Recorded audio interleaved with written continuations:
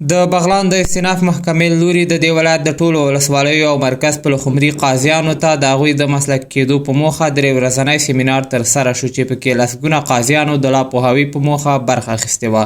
ضیاء الرحمن فاروقي د بغلان د استیناف محکمې د مدني دیوان رئیس وایي چې له دې سیمینار څخه موخه دا وه څو قاضیان په مسلکي توګه خپلې چارې ترسره کړي او د خلکو د حقوقي او نورو قضیو د حل په برخه کې بشپړ عدالت په پام کې ونیسي او د اسلامی شریعت پر رڼا کې د مراجعینو قضیې او دعوی حل او فصل کړي.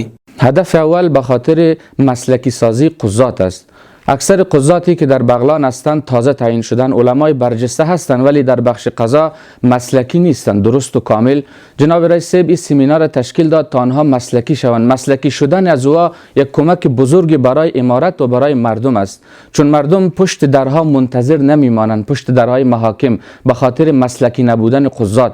وقتی قضات حرفه‌ای شود کار مردم زود برا میفته و حق به حقدار میرسه و به محاکم بالایی انتقال پیدا میکنند.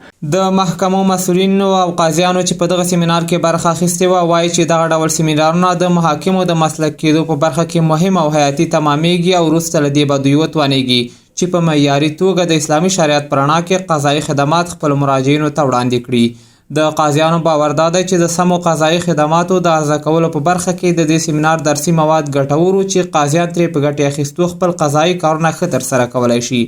الحمدلله دا ډېر مفید او ډېر جامع سیمینار و چې د عریضې نه شروع بیا صورت دعوه، دفع دعوه او بیان د قراراتو، بیان د اعلان د ختام المحاکمه، دا هغه کوم شیان چې لازم دي د یو قاضي مسلکي دپاره په دې سیمینار کې موږ ته وښودل شول. جریان قضایی که از جانبین چه رقم پرسان شود، ختام المحاکمه چی شود، قرار قضایی چه رقم صادر شود، همین چیزا را سیمینار میتن تا در آینده اینا به حیث قاضی های مسلکی، مفتی های مسلکی در مردم مصدر خدمت شوند، خدمت صادقانه بتوانند. مخکې څه مشکلات و، بعضې ناخوالې او بعضې مشکلات و، نو اوس الحمدلله کارونه مخ په بریا روان دي، مخ په ښه توب روان دي. موږ د سیمینار ته چې راغلم الحمدلله ډېر پرمختګ وشو، ډېر نوي شیان مو زده کړل، نوي معلومات مو. د بغلان د اطلاعات او فرهنګ رئیس مولوي اسدالله مصطفی شمی وایي چې د مخکني حکومت پر مهال هم د محاکمو فعالیت شتون درلوده، خو دغه فعالیت نه یوازې دا چې د اسلامي شریعت په رڼا کې نه ترسره کېده بلکې اجرایه قوه هم د محاکمو د حکم د پلي کېدو په برخه کې کمزورې وه.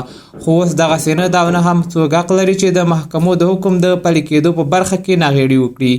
پرون هم دلته قاضیان موجود ول، ځان ته قاضیان ویل، اما خو هغوی اکثره خوارکیان منحرفین ول، هغو ته داسې شی په لاس باندې نه وو. د هغو چې کوم اساسي قانون و، هغه اساسي قانون که چېرته هلته اصول هم وو خو تطبیقېدل نه. کله به وزیر صاحب ورته واسطه و، کله به والي صاحب واسطه و، کله به قمندان د لیوا واسطه و، کله به قمندان امني واسطه و. اقلا که هغه قاضي به فیصله وکړه هغه شرط ته تطبیقېدله نه. نن ټول اسلامي امارت د تا تر شا ولاړ ده. د محاکمو مسؤلین وایي چې اوس مهال د بغلان ولایت په ټولو ولسوالیو کې د محاکمو څانګې فعالې دي او هره ورځ لسګونه تنه په دغه ولایت کې د خپلو حقوقي او نورو قضیو د حل په هدف دغو محاکمو ته مراجعه کوي. نورګل اندړوال، میلمه راډیو، بغلان.